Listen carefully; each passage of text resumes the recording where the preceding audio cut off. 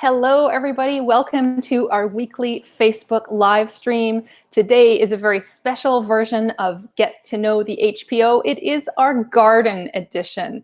So we have some pictures from HPO musician gardeners, and we will be joined by staff member Lennox Toppin and second bassoonist Melanie Eyers, and they'll be showing their gardens, and I will be showing my garden as well. And then at the end of today, we're going to have a rousing game of Name That Plant. So please stay with us the whole time. Now let's start off with some pictures from our HPO gardeners. And to start us off, we have some color from Nancy Nelson, who lives in Waterdown, and she plays second oboe with the orchestra. All right, so there we have some Gaillardia, that's blanket flower. And next, we have some daisies.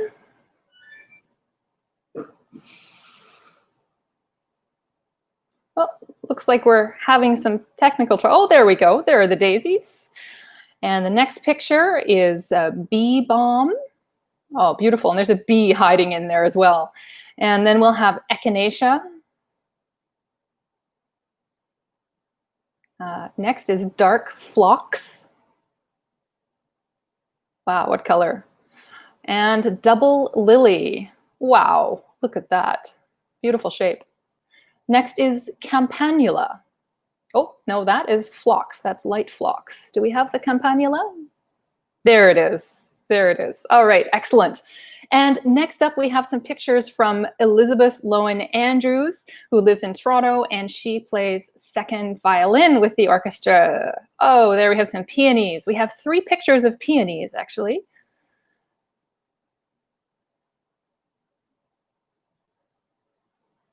And this last one is a clematis. It's a Tiaga clematis. Look at that. Wow, so exotic. And next, we have some pictures from Mary J. in Waterloo. And we start with some roses. Wow. And lilies. And just actually some pictures of her garden. Look at that beautiful backyard. Wow.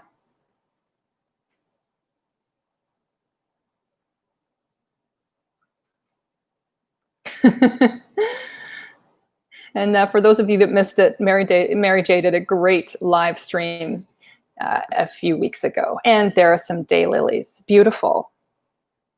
All right, so now I would like to welcome our gardening expert, Lennox Toppin, who is Manager of Development and Strategic Partnerships at the HPO. Welcome, Lennox.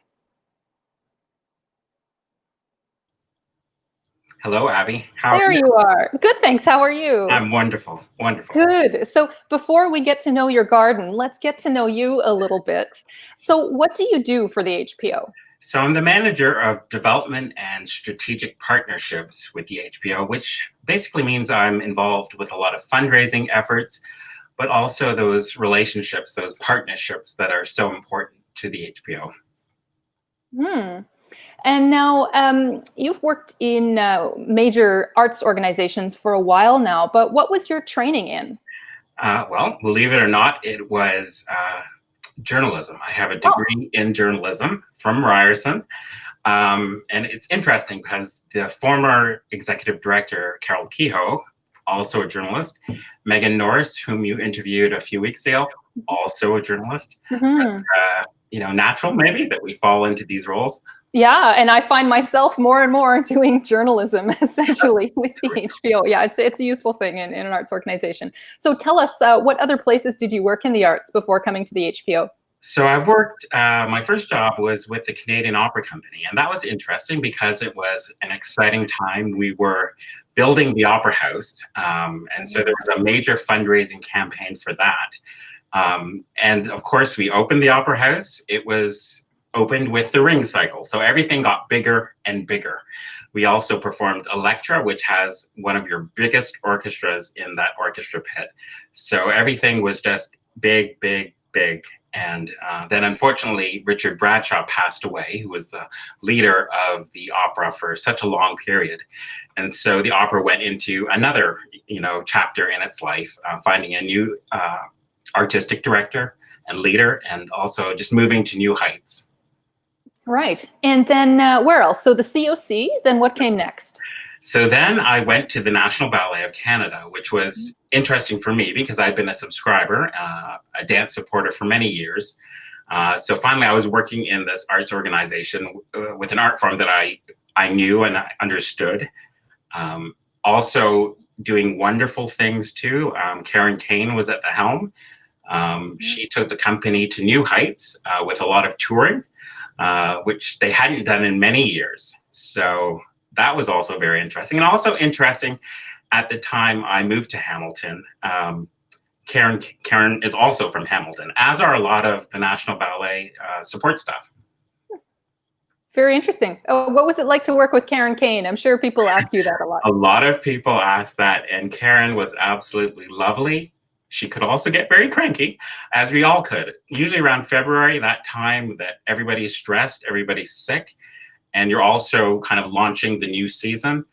That was also, a very difficult time. But honestly, I remember one of the stories with her. She had brought this wonderful ballet called Nijinsky, based on the dancer Nijinsky. And we saw it. I saw it. I just loved it. I thought it was fantastic. I mentioned this to the artistic administrator, and he said, "You've got to go and tell Karen. You really must, because she's been so insecure about it." She really needs, so I did, and she just hugged me. So it just goes to show how much, artistic people, there really is a lot of stress and insecurities in that world. That's right. And a lot of it is a trial. You don't really know how it's going to go over with people. So Exactly. Yeah, that makes a lot of sense. So where did you end up after the National Ballet of Canada? So from the National Ballet, I went to the Shaw Festival. So I'm getting my education with the different arts organizations. And again, that was a very interesting time. They had, they did Guys and Dolls, I remember, and that was one of their biggest productions that they never wanted to end. It just bums in seats. Everybody was happy. They also did many other things, but that was one that really drove that. And as far as in a work capacity, I also worked with the education team a lot more. And I got to learn a lot about the process with theatrical actors and kind of what they go through, and that whole thing that became very important. Right. Now, for those of you watching, Lennox has also made a really excellent playlist with a lot of pieces that are important to him, and most of them are ballets. Surprise, surprise, in a beautiful world of ballet music. So we'll post that link to your playlist, Lennox, and I hope that people watching will take a listen to that. That's great. Well, just on a note with that, a lot of my entry into the world of classical music was through the ballet, hearing it for the first time with a ballet. So it was a natural fit then to end up in orchestra as the next thing you did. So how did you end up connecting and getting the position with the HPO? So way back when, again, we're talking with the Canadian Opera Company. I worked, we were in different departments, but that was the first time I met our former executive director, Diana Weir. So Diana and I have known each other for many years. We were just babies, of course, when we got to know each other. But I also volunteered at HPO in the garden. So there we are. Look where we are. And I hate the fact that I have to, outshine Diana as always. But there we are, getting ready. I think that was just before the doors opened and we started the party. Okay, great. Now, you've also been a strong volunteer in the Hamilton community. Can you tell us a little bit about that? A lot of it was moving to Hamilton and trying to find a community. And so I just looked into the volunteer world. So I started, because I was passionate about the environment, with Stewards of Cootes Paradise. And if you don't know Stewards, it's basically a lot of the cleanup that's involved, community cleanup. People are going out and you're picking up all kinds of things that you can't begin to imagine from the shoreline, from things as small as needles to as large as a car, I think we took out of. So that was a very interesting time. Also moving to Hamilton, and I looked, there was a posting for the Hamilton Arts Council to be on the board. And again, I reconnected with Diana because Diana was also on the board at that time. So we served together for quite a while. And I was with the Hamilton Arts Council for a full term, which is 6 years. Oh. Quite a while. And then most recently, I'm the co-chair of Keep Hamilton Clean and Green Advisory Committee for the City of Hamilton. So this is one of the many advisory committees that the city has in place. And we are just members of the public, and we bring our experience to questions that come up. And it's been a great pleasure to work with them, and particularly that, you know, the advisory committee has been involved in so many things, including Team Up to Clean Up, which is usually happening in around April, cleaning up our environment. But also beautification falls right under that. So of course I bring that experience with gardening. Mm-hmm. Oh, these seem so well suited to your interests. That's great. Now let's finally get a chance to look at your garden. We're going to start with your back garden, and we have quite a lot of photos. So we're just going to put them up one after the other, and you can walk us through them. Sure.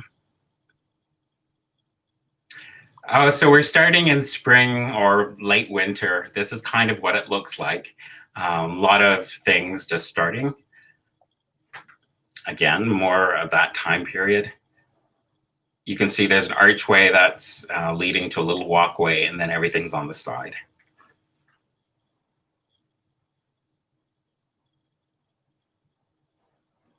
Again, so you see the changes. The Clematis is now on the little archway. The grass is starting to grow. The tulips are up. The first thing in the spring that happens. This is my dogwood. It's a flowering dogwood, so this is a native to our region, dogwood. The tulips, love the tulips. It's a 2-week show. You know, they come up, they do their thing, and they disappear. And you actually hope for a nice cool period because they last longer if it's cool. Yeah, wonderful. And by the way, for any of you watching, if you have questions for Lennox, just put them up in the comments. Yeah. This is a huge boxwood actually in the back. Many people can't believe it. It's about 7-8 feet tall. And you also see the ferns, ostrich ferns, which are actually fiddleheads if you get them early enough. Mm-hmm. Yeah, I sometimes find those in the woods and eat them. Absolutely. Mm. This is kind of the centerpiece of the garden, which has changed over the years because I've added lots and lots and lots of things. But you can basically see the structure, the central tree surrounded by evergreen, and again, the tulips on the side. And what is the central tree? At the time, so this was a few years ago, that was, believe it or not, a burning bush. It had grown quite large and multi-stemmed, which I just love for a central tree. Okay, so this is off to the side. What you see in the pink is a rhododendron. And that was such a show off. I introduced that one last year and that really took off. Again, it loves the cold, cold, rainy weather. Yeah. By the way, Kate Morrison writes, "It's wonderful to see your gorgeous garden, Lennox." Oh, thank you. This is one of those clematises that I just bought, you know, tucked in, and it is such a show off. Yeah, that looks amazing. Wow. There we go.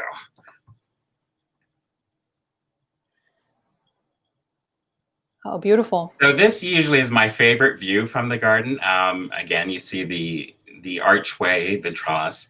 But usually when I'm sitting in my gazebo, I'm kind of looking out at this view, and it just brings me happiness. Alliums. So a lot of people see these and they're always like, oh, what are these? Alliums. So these are like a purple sensation kind of allium, which is also in the onion/garlic family. I've always wondered what those were. I see them sometimes in the traffic islands, which in Hamilton, some of them are just so beautiful. So it's called allium? Allium. Uh-huh. Okay. Wow. So this is actually the seed head of a clematis, or this particular one on the trellis that I have. So this actually, a lot of people love, you know, they call them Dr. Seuss heads because of the moppet, I guess, look. Not all of them do something like this, but it is something that just makes it really quite beautiful.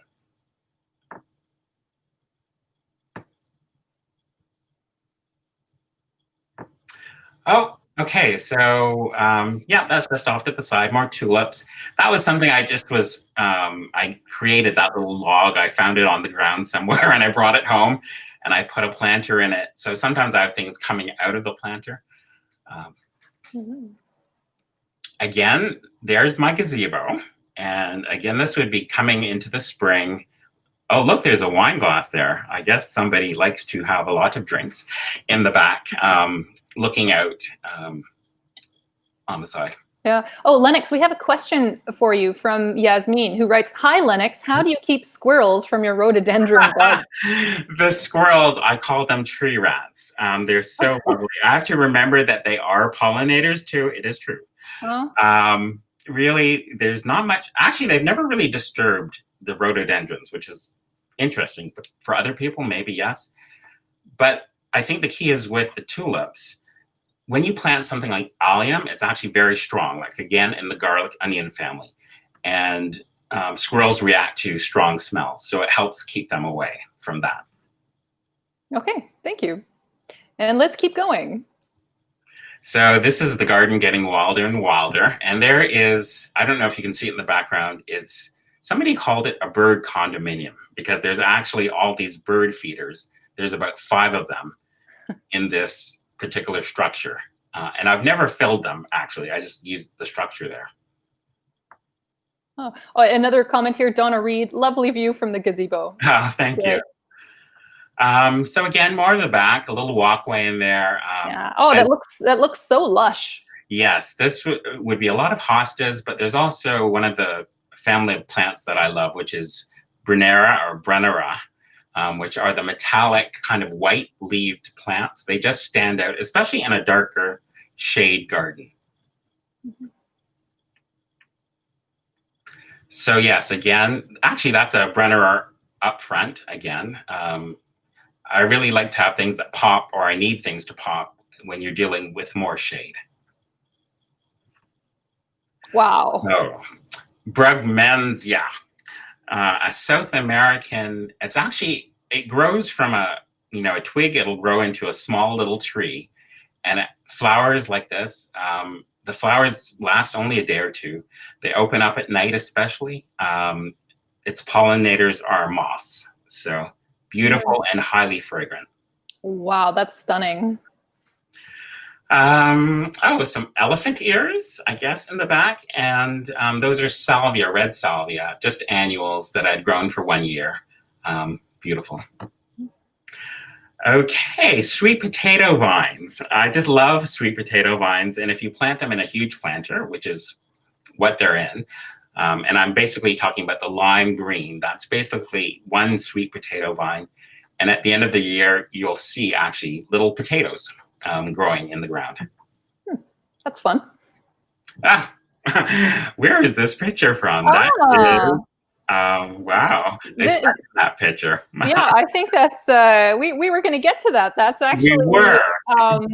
On the cover of the Hamilton Spectator when your garden was in Open Garden Week. Oh, you got a copy. Look at that.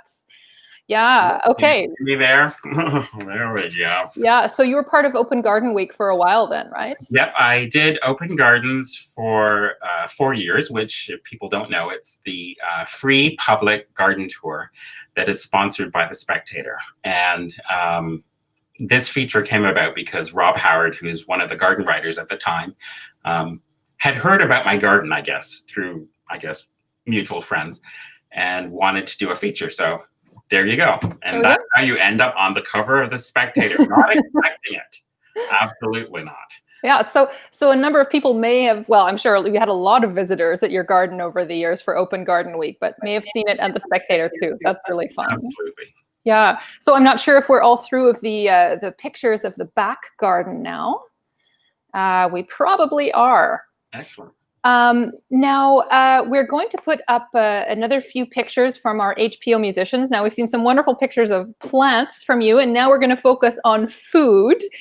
So let's start off with some pictures from your development colleague, Stephanie Laporte. Yay! So we have a couple of photos of her garden plot. Lovely. Yes. And we should have cucumber. And zucchini.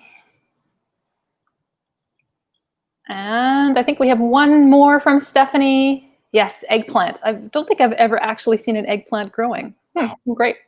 Another few comments here. Heather Hollis, box office at HPO, writes, beautiful garden, Lennox. Thanks for sharing. Thank you. And Robin Cameron, lovely to see you in your garden, Lennox. So Robin is a lovely friend and one of my first people that I knew that had moved from Toronto to Hamilton. She is a professor of plant biology at McMaster, and her partner, Kelly Hill, is the president of Hill Strategies, and two dear friends. Couldn't love them anymore. They're also HPO subscribers. There we go. That's great. Now we have also pictures from Suhashini Arulanandam, and Suhashini does community gardening. So this is her community garden plot. So this is the view of the whole plot. And next we have callaloo and kale right beside it there. Here are some lemon drop hot peppers. Suhashini's partner is kind of crazy about hot peppers. There we have a boysenberry bush.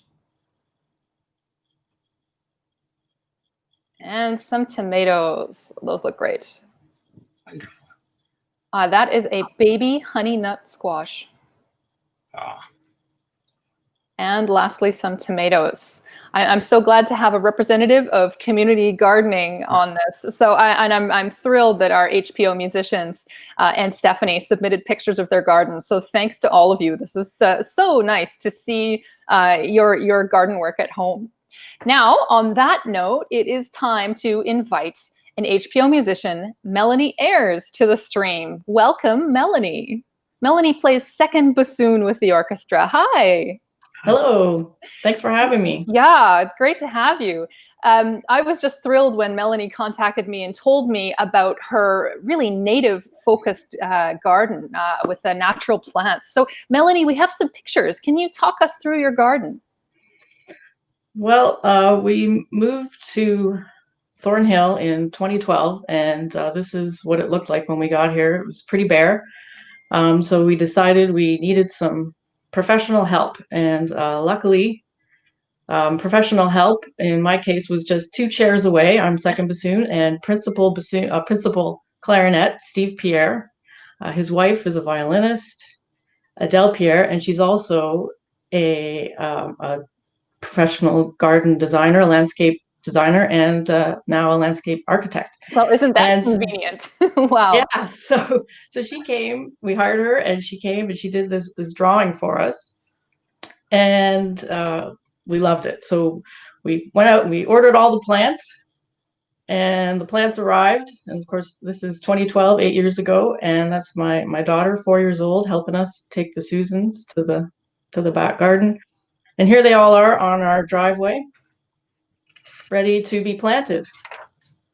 And 8 years later, we're so thrilled at the way it's evolved. And yeah, so here they are, the baby plants just after they were planted. And on the video coming up, you're going to see what it looks like today. Wow. Fantastic. Let's start that video.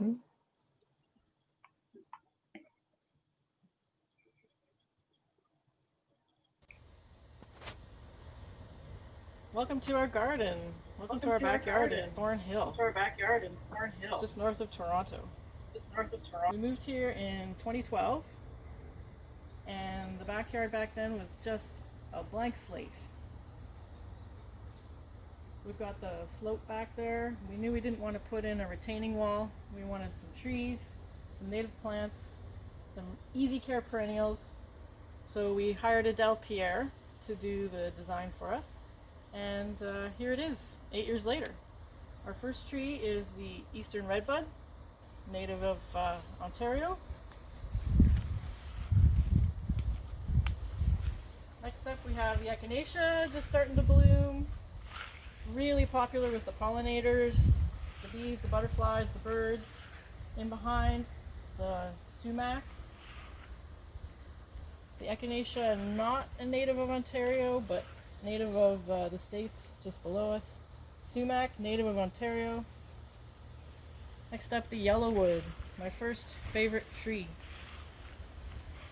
when we had our plants delivered, this tree was already quite large, and it came off the back of the truck with a small crane and into our wheelbarrow, which suffered under the strain but survived. And that night my husband came home, and the first thing we did was Google how to plant a tree.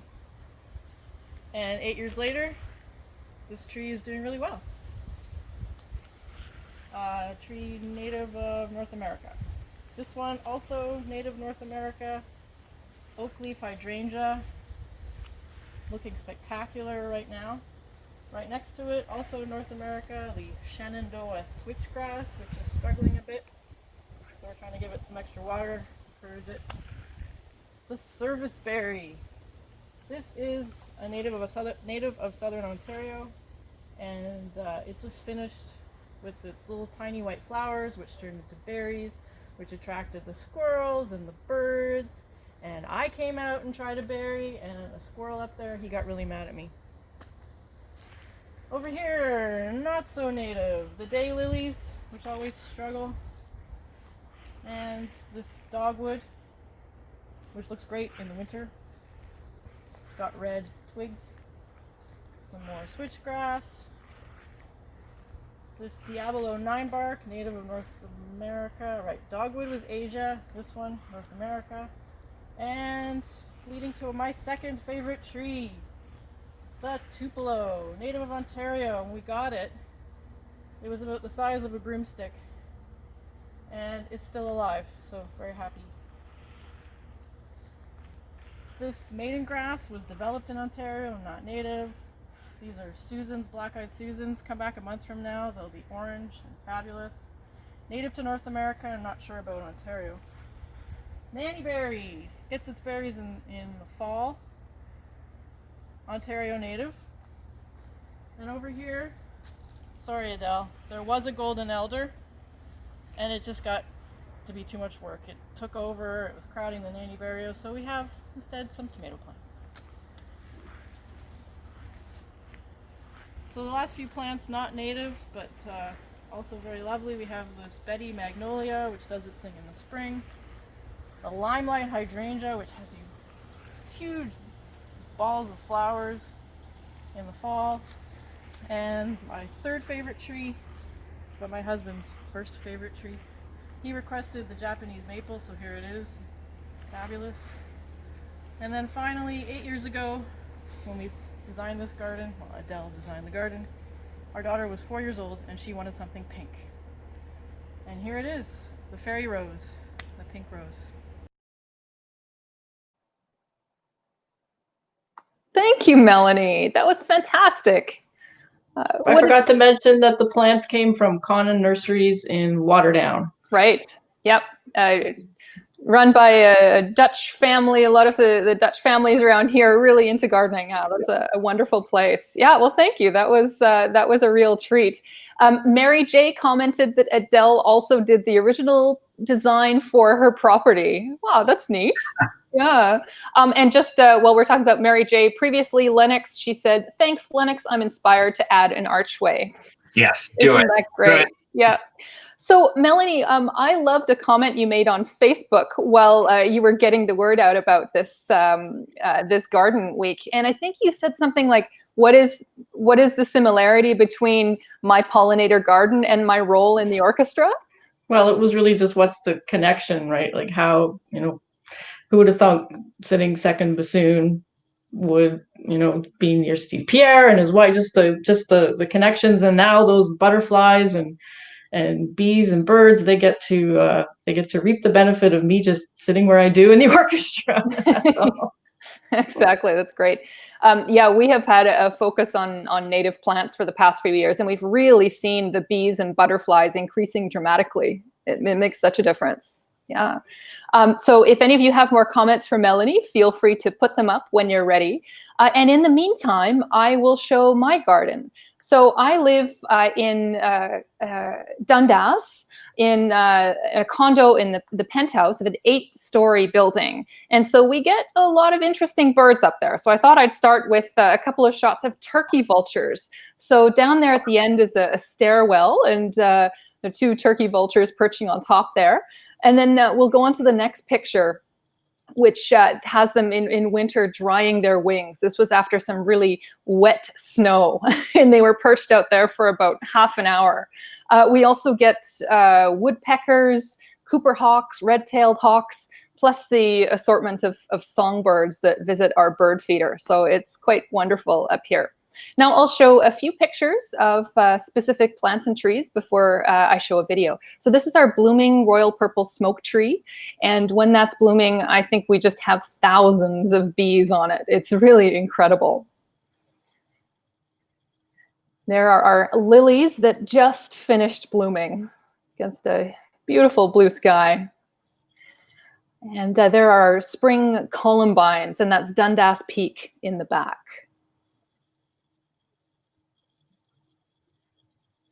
And there are the chive blooms, again with a sort of misty Dundas Peak in the background. Almost looks a bit like mountains. And this is a celosia plant. Looks a bit like a brain. We got these this year and we find them kind of fascinating. They're really just quite unusual, but unfortunately the slugs really love them. So the leaves are getting bitten off now. And this is common mallow, and again, that's a lookout towards the Dundas Peak in the background. That dip there is the Spencer Gorge. So we can often see people sitting out on the Dundas Peak, actually. And that's a picture more towards the east. There's the church spire in the background. All right, so that is it. Oh, one last picture here. We have the flowering Dusty Millers. The Dusty Millers seem to come back for us as a perennial, which is great. And their flowers are blooming right now, and they're just covered with bees. So that's beautiful. All right, so now it is time. Oh, let's just take a break here. We have a comment for you, Melanie, from Roy Dickinson. Love the focus on pollinators and native plants. And then Mary J asks a question for me. This is all rooftop? Yes, this is rooftop. So you'll see in the video right now. Luckily, we are the only penthouse in the building. So the elevator opens up into our place, and then our backyard is the rooftop. So let's have a tour. Here's the video. Welcome to our Dundas condo. That's the garden from the inside. Here are our dogs, Egbert, hi Eggs, and Rupert. And now let's go take a look. So we have these pots around the outside. That is the Dundas Peak right in front of us, so we feel like we're really surrounded in green. We have 2 18 by 18 foot planter boxes with a lot of stuff in them. So right in front is Blue Point Juniper, and beside it to the left is a royal purple smoke tree. We have a lot of these blooming Dusty Millers, which are very popular with the bees right now. And we have some lavender behind there, little blueberry. Here's the celosia. Here's the celosia. Looks a bit like a brain. Got some Shasta daisies.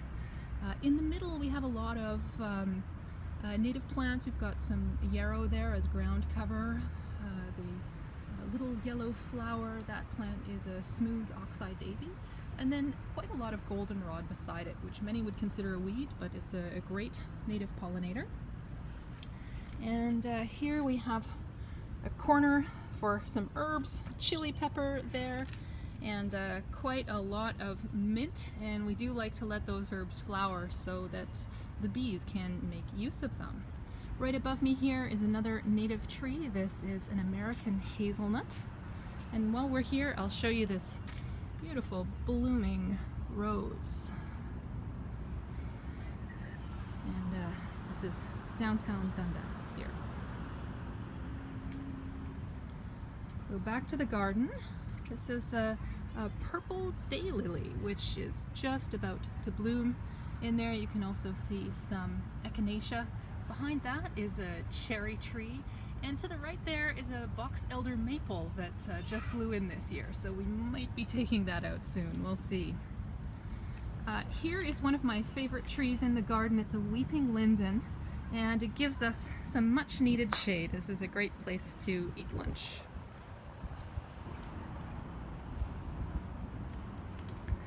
Now we have a ping pong table for some fun. And here we have a pile of wood. Again, this is to be friendly to insects. There's a common mallow that's flowering now. And we replaced our bird feeder. We have a new brome there, but before we got that brome, we had a lot of sunflower seeds getting pushed into the garden by the birds. So we took advantage of that and made a little sunflower forest here. They are really overshadowing these plants though.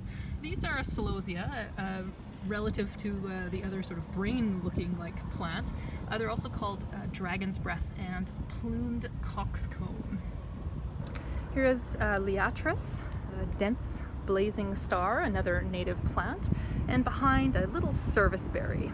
Oh, there's a bumblebee visiting. And butterfly as well. This with the pink flowers is Joe Pieweed, another native pollinator.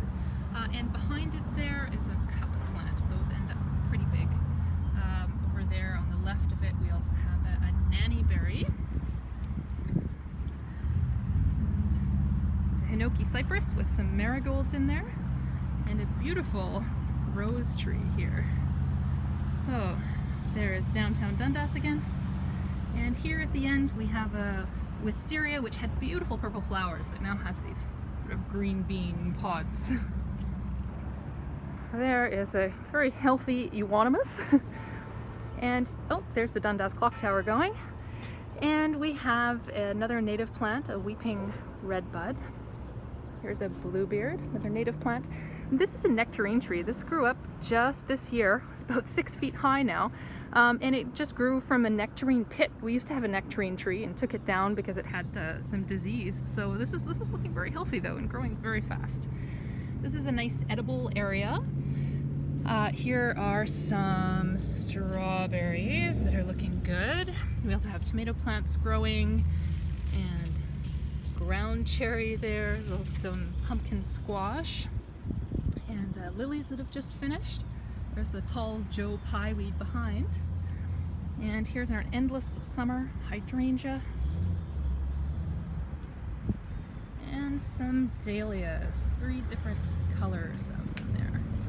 And behind the dahlias, the yellow are the Rudbeckia, the black-eyed Susan. Oh, look at that, there's a butterfly right on the Joe Pieweed. Couldn't be better. We've got some gladiolas that will come up soon. Oh, the boys have come out to say hi. There's a weeping caragana tree right here. Some lilies soon to come out. This is a bloody cranesbill geranium, which is just about over. And we'll just finish up on this side. We've planted some salvias, which hummingbirds like. That is our Dundas garden.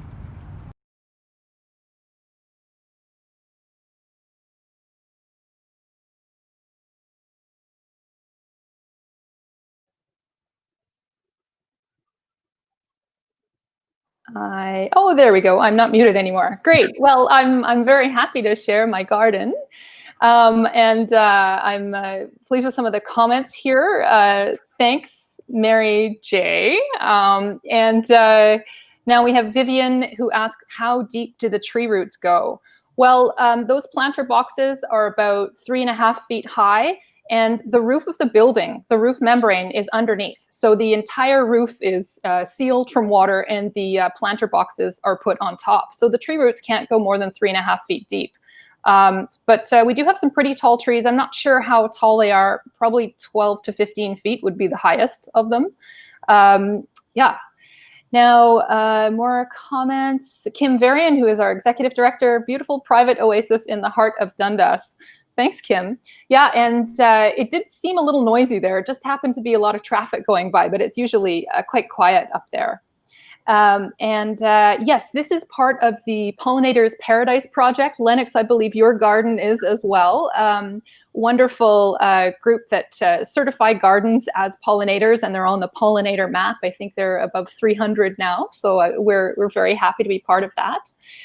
Kate Morrison asks, do you have to bring some of the plants or trees in for the winter? No, not at all. In fact, just the opposite. We have a lot of things coming back there that necessarily shouldn't. Somehow they probably get some insulation from the roof of the building. It's an interesting little ecosystem up here, but no, nothing needs to be brought in for the winter. Great, another few comments. Mary J, spectacular. Heather Hollis, beautiful. And Elaine Galbraith-Atkins, amazing what can be done on a rooftop. Yes, thank you. So it does take a lot of work, though, even just to get soil up here. You know, getting it up the elevator and out. Everything takes a bit more work. Yeah, great. So now, Lennox, it's back to you. Now we're going to explore your front garden. So I think we have some before and after shots of your front garden. Maybe you can take us through that. So yeah, this was just when I purchased the home. The first few years, I had a standard Victorian home. The front is 9 by 13. Very nice.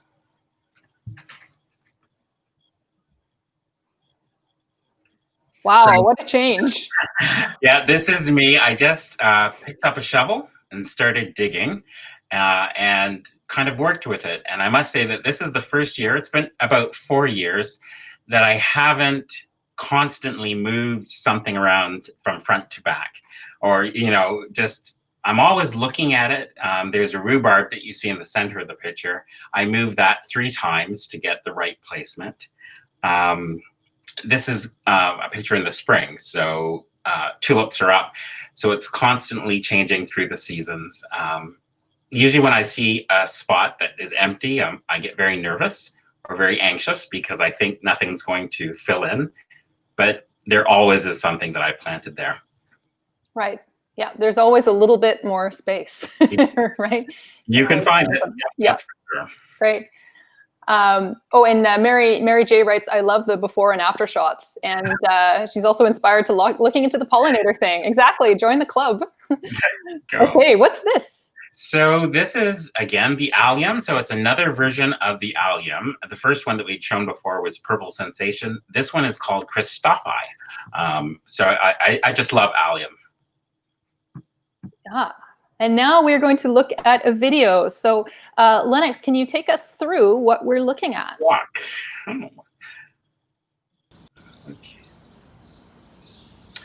So I'm just giving a little bit of an overview of the garden. I took this last week, I think, in the evening. You'll see lots of little things. You'll see that there's a U in the front. Originally, I had wanted to make an edge of U's all around, but I didn't end up doing that. And I just filled it basically with the plants that you're seeing now. So from the back there, we have the different globe cedars. There's a globe echinops that's showing up. That's a sunflower, the yellow helianthus. Is that the false sunflower? Exactly. Yeah, okay, that's the smooth oxeye then. Yeah. Exactly. Yeah. These are different salvias in the front, the purple flowers. Another echinacea that's about to open up. That's a beautiful colored variety there. There's some oat grass that you can see some of the detailing. It's, from this. Those are trumpet lilies that have now opened up, and the fragrance is just amazing. I always forget the name of that red one. Just off the top of my mind, I can't remember right now. But pretty much every spot in the garden, there's something. And sometimes there's something that's buried, so that can be really tricky. Especially when you remember planting something and it's like, why isn't it coming up? It's like, oh, because something has grown over it, probably. Right. Now, what sort of fertilizer do you use, Lennox and Melanie? Lennox, go ahead. I actually do not use fertilizer. I just leave all the leaves and all. That's the best fertilizer, basically, that I've found. So a natural kind of habitat. And a lot of people have commented that have come to my garden and said, your soil is really great. I said, well, it's not really me. It's what nature is doing. Mm-hmm. Melanie?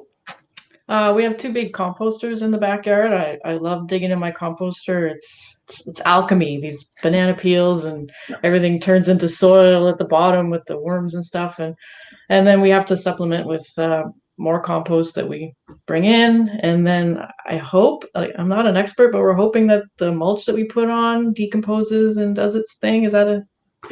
Yeah. Yeah. Great. And then for annuals, I do some Miracle-Gro. Ah, okay. So speaking of Miracle-Gro, I think we've really gone through Miracle-Gro rehab. We actually had our wedding reception at our place. And so for that, we just pumped so much Miracle-Gro into the garden, and it really just leached so much out of the soil. And the plants were amazing. It looked fantastic for the wedding reception. But even for years afterwards, we found it really hard to get enough nutrients back into the garden. Some of the plants went through Miracle-Gro withdrawal. Yeah. It was crazy. So now we're back at a better level after having a little bit of compost and manure on. And then now we just use fish fertilizer, which is, very, very, very low. But yeah, I'm always interested to know what gardeners put on their garden. Yeah. Lennox, we have, just another couple of comments here. Marjorie Cook says, thank you for sharing your beautiful gardens. Marjorie is actually a member of the Horticultural Society that I belong to, or I belong to 3, but this is Mount Hamilton Horticultural Society. So she's a wonderful member, and she has opened up her garden too, also for open gardens. Ah, I see. Okay. And then a comment from Kim McMillan, who I sing in choir with in Strata. Amazing what you can grow without deer and rabbits and skunks helping out. Yes, it's true. We have no concerns about that on the roof, for sure. All right, Lennox, we have another video from you. This is more about your front yard. Okay. So I think this is really just taking a walk up kind of the side, because I try to use every bit of space that I can in my garden. So this is more the patio side. So the red planter there is like an herb planter. And I think we're going to zoom in on a little friend that might be coming up later. Yes. So I will give a big hint. It's on parsley. And you know what, Lennox? I am so excited that today I have 2 of those caterpillars on my parsley. Yes. I can't believe it. I've been going out and looking at them every half an hour to see if they're still there. And so, yeah, just mainly, some ornamental items. This, again, is another Brugmansia that I planted in the front, and you can see the tulip or the bell-shaped flowers that are about to come out. I always worry when the mail delivery person comes and, are you going to ruin my plant? It's right there. Again, a little planter, just some annuals thrown in. And in the corner, we have a tomato plant. It is a Roma tomato plant. And there are some ground cherries there and tomatillos that have just started growing. Yeah, and there we go. Mm-hmm. Fantastic. Now, speaking about skunks and deer and rabbits, do either of you have problems with those creatures eating your gardens? If I might, I have a composter also, and I think I have a family of probably skunks that, makes its way and goes into the composter, which is fine, But they have their little route. They will dig a pathway in, and you can't block it up because they will just find another pathway. And Melanie? I haven't noticed rodents in my composter, but we do have a lot of squirrels, little red squirrels that were actually living in our attic for a while. And there's been a lot of raccoon feces around, sadly. And just this morning when I was out, I noticed that a squirrel had dug up my lettuce. Just the one lettuce. Didn't like the arugula or the romaine. It went for my salad bowl. Wow. I know Dundas gardeners complain about the deer that just decimate their gardens. So yeah, I feel lucky to be on the roof. Although the birds will eat our fruit tree or fruit from our fruit trees, but that's it. So thanks for that, Lennox. Those are nice video tours of your garden. That's just beautiful, really beautiful. And now you're right downtown Hamilton, right? Very much so. About 10 minutes from Dundurn Castle. Okay. Yeah. And now there are a couple more pictures I want to take a look at from you, Lennox, and they are the elephant ears. Now, we saw them briefly in one video, but I think we have some close-ups. They're amazing. So they are my obsession, probably my favorite plant or my favorite family of plants. You know, that one in particular, it gathers water and then it tips over. So it kind of, the water spills out of the side. Look at that color. That's incredible. Yeah, that is one of the leaves of one of my bigger ones. I measured it today. It is 30 inches or, yeah, 30 inches long. That's incredible. Wow. So do you take those inside in the winter? Yes. The previous question, it's one of the big dramas of my life, probably around the time, because they really come into their element. They begin to flower. Sometimes it's like late October, and then you have to bring them in, and I chop them down actually and let them go dormant because I can't really sustain them in my environment. But yes, it's a lot of work. It's backbreaking work getting those planters in the house. Right. Yep. Just one more comment from Kate Morrison, who writes, my dad always put her in our plant along with peat moss sometimes. Yeah, that's a great idea. We do that as well. But a few years ago, we were getting manure from a horse farm. It seemed really dried out. It was all great. It was very inexpensive, and we could just fill containers with it.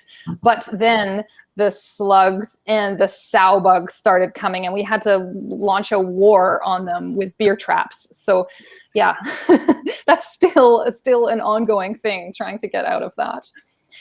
Now we have, feel free, by the way, to keep on asking questions and putting comments up, but it is time for Name That Plant. So Lennox has compiled some pictures of some pretty interesting plants. And if you know what it is, write it up in the comment field. And so some of them have a few different pictures. So let's start with the first. Wow. So this is a bit of a throwaway because it was featured, I think, on the HPO feeds early in the spring. So it's from my garden. So it looks so tropical and exotic. It's unbelievable. Do we have any guesses for what this is? Sometimes takes a while for the comments to pop up, so we might be a little bit behind. While we wait, Abby, I wanted to ask, do you collect rainwater on your roof? Oh, that's because I'm also a rain barrel person too. Yeah, because I've got lots of space. So yeah, that is a very good question. Yes, we have a rain barrel, but it's difficult to attach it to downspouts because we're on the roof. So, you know, we collect what we can in it. But yeah, a rain barrel is part of being certainly a good gardener. And we've applied for the Monarch Awards in Hamilton. We don't know if we're going to get a visit this year. We've applied before and haven't had a visit. I'm not sure if they like that we live on a rooftop. This is an all native plant competition, but that's certainly part of it. You know, do you have a rain barrel? How are you dealing with your soil and compost and all of that? So yeah, it's a common question. All right, so we have a guess. Lennox, is that right? It is right, and it's from the wonderful Donna Reed, who is the owner of the Hamilton store, which used to be on James Street. So Donna is a wonderful friend, and very good, Donna. All right, excellent. And that's also called, it has another name, right? What is that? Skunk lily, maybe because it has a smell that is like a skunk. It's a very strong, smell that comes out. So yeah, there you go. Okay. Yeah, and great. Well, thank you, Donna. And let's move on to number 2. So this is at different stages. This is actually the bulb of the plant. It's actually got the roots are showing there. This is how it grows. This is actually the flowering stage. So in the middle of January, downstairs in the basement where I keep them, this is what begins to happen. It shoots up. That's about 5 feet tall, I would say.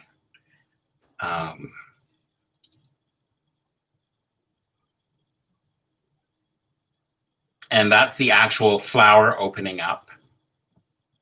Wow. That's incredible. Yeah. It is. And there's a close-up of, again, another very strong smelling plant.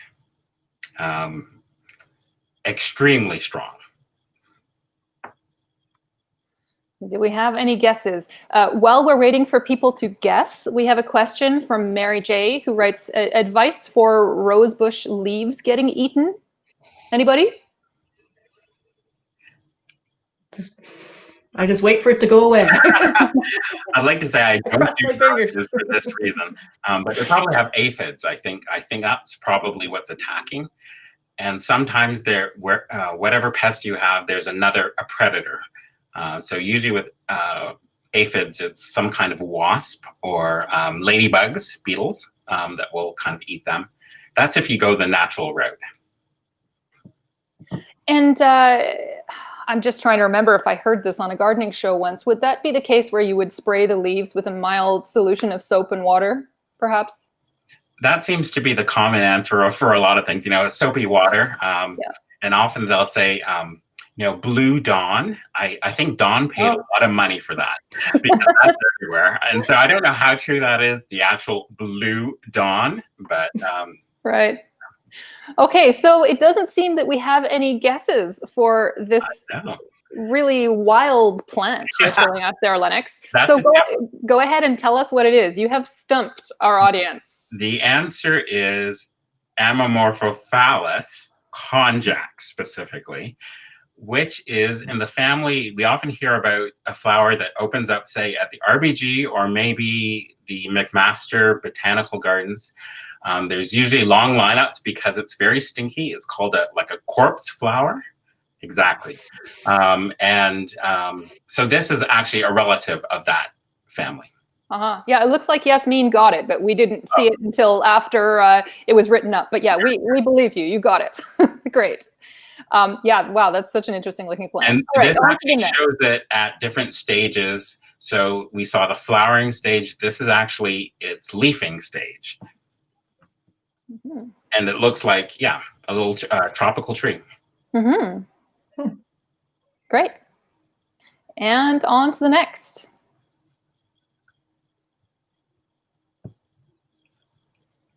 So another relative of the previous plant. Oh, we have an update here from Kate Morrison, who writes, I had something on my hibiscus and I sprayed it with Blue Dawn. There we go, Blue Dawn and vinegar, and it worked. I happened to use this for cleaning and thought of it because it won't harm the plant. There we go. Thanks, Kate. So this is the flowering stage of the, I guess, the plant that we're going to name. Yep. Again, related to the Amorphophallus. And the Amorphophallus, Lennox, I have to ask you, what does it really mean? What does it translate to? Okay, no Facebook censoring. It is misshapen penis. That's great. Literal translation. Okay, any guesses for that last plant? None that we have seen yet. So tell us what it is, Lennox. Common name is voodoo lily. Sarmatum venetum is the Latin name. And again, this is actually related to the elephant ears. It's all aroid family. And they're showing in the leafing stage. Beautiful. So those two were really tough. I threw those in. What part of the world do they come from? Like Indonesia, India, that kind of area. Wonderful. But the last one is actually hardy to our region. So you could plant it and it will come back on its own. Oh, wow. Neat. Okay, let's see the next plant. I had this in my garden. I didn't know what it was. I've seen it on the trails a lot. Yeah. I'm glad to finally know what it is because I know the answers, but otherwise I wouldn't have known. So I wanted to feature some of the native ones, and this is like a great shade ground cover. And it's, yeah, a really wonderful one, to be honest with you. Yeah. By the way, I just got a new app for my phone. It's free for the first week, but then otherwise, unfortunately, it's $40 a year. But I think I'm going to keep it because it's so much fun. It's called Picture This, and you can take a picture of any plant, and it will come up and tell you exactly what it is, how to take care of it, what problems it might have. It's just amazing. So, all right, any guesses for what that is?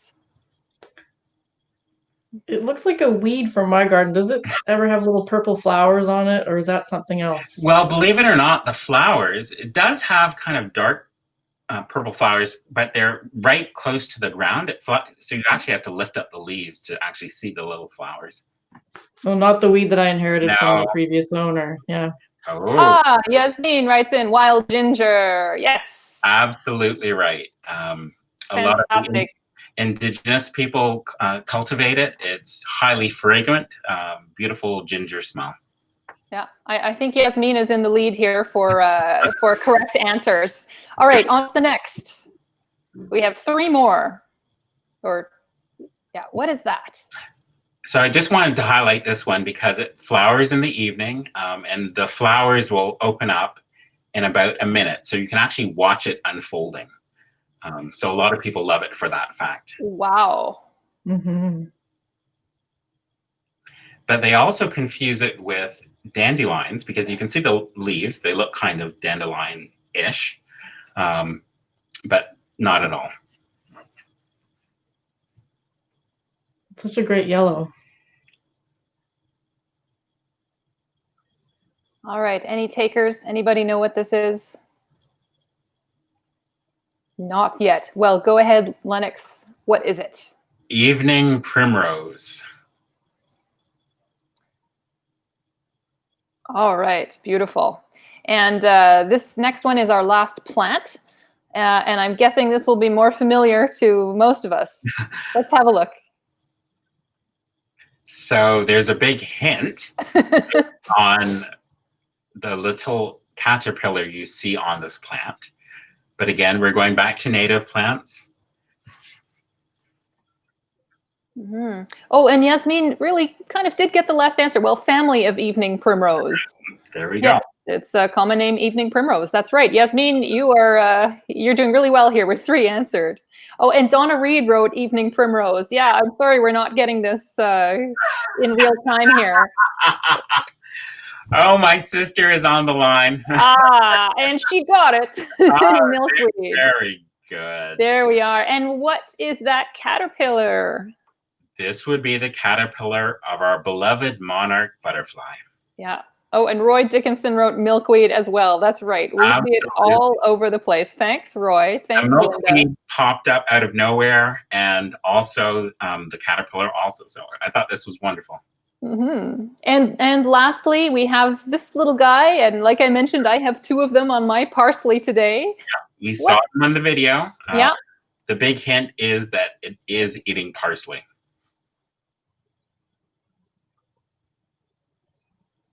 But that's so beautiful. So this was taken about a week ago, and he's since taken a little walk and formed its chrysalis. So I can see it right there. I'm waiting for the emergence of a butterfly. So how far away did the caterpillar make the chrysalis? It's about 3 feet away. Okay. That's what I understand, that they never will make a chrysalis kind of in the area. They go and find another area. So okay. I will keep an eye out then for mine. Yep. Good. Anybody know what kind of caterpillar that is? Well, what kind of butterfly that caterpillar will turn into? Not that we are seeing yet. Well, what is it, Lennox? So this is an eastern swallowtail. So again, native to our area, also another wonderful pollinator. very dynamic coloring, usually almost black. Oh, Yasmin got it. There we are again. Okay, Yasmin, it's confirmed. You're the winner. Congratulations. Yay. And thanks for playing. Excellent. All right, Swallowtail Butterfly. Oh, look at that. Beautiful. Yeah, well, this is it. We have come to the end. Thank you so much, Lennox and Melanie, for sharing your gardens with us today. We're also really grateful to our HPO team that submitted their garden photos. So we had Nancy Nelson, Elizabeth Loewen Andrews, Mary Jay Suhashini Arulanandam, and Stephanie Laporte. It's so nice, such a treat to see everybody's gardens. So thank you so much. Now, join us this time next week, Wednesday at noon, for our regular Facebook live stream. Next week, our guest will be Rob Volansky, who is principal bass with the HPO. And Rob plays classical bass, but also electric bass. So he's really active in a lot of different styles of music. So please join us for that. We have a final comment here from Kate Morrison. Thanks for the garden photos, everyone. Thanks for watching, Kate. Great to have you here. Thank you again, Lennox and Melanie, and thank you all of you for joining, and we will see you next week.